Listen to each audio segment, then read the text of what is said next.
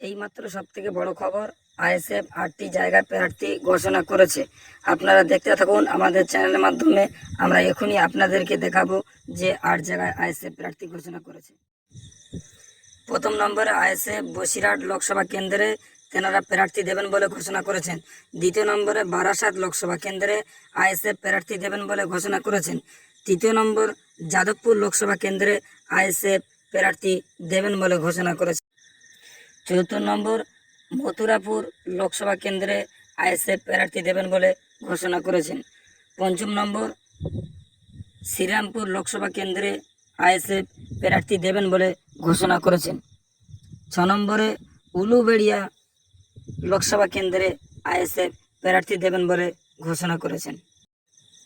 7 নম্বরে উলুবেড়িয়া লোকসভা কেন্দ্রে আইএসএফ প্রার্থী দেবেন বলে ঘোষণা করেছেন।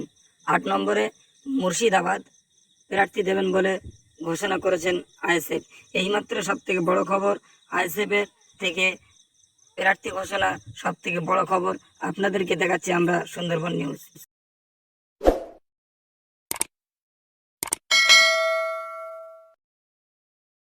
এইমাত্র সবথেকে বড় খবর, আইএসএফ 8টি জায়গার প্রার্থী ঘোষণা করেছে। আপনারা দেখতে থাকুন আমাদের চ্যানেলের মাধ্যমে। আমরা এখনই আপনাদেরকে দেখাবো যে 8 জায়গায় আইএসএফ প্রার্থী ঘোষণা করেছে। প্রথম নম্বরে আইএসএফ বসিরহাট লোকসভা কেন্দ্রে তেনারা প্রার্থী দেবেন বলে ঘোষণা করেছেন।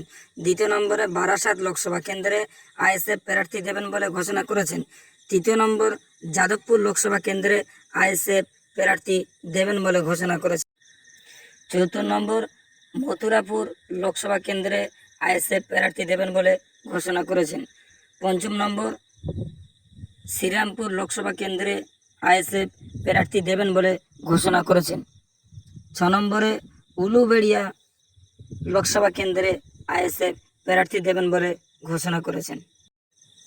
7 নম্বরে উলুবেড়িয়া লোকসভা কেন্দ্রে আইএসএফ প্রার্থী দেবেন বলে ঘোষণা করেছেন।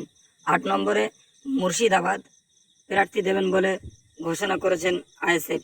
এইমাত্র সবথেকে বড় খবর, আইএসএফের থেকে প্রার্থী ঘোষণা সবথেকে বড় খবর আপনাদেরকে দেখাচ্ছি আমরা সুন্দরবন নিউজ।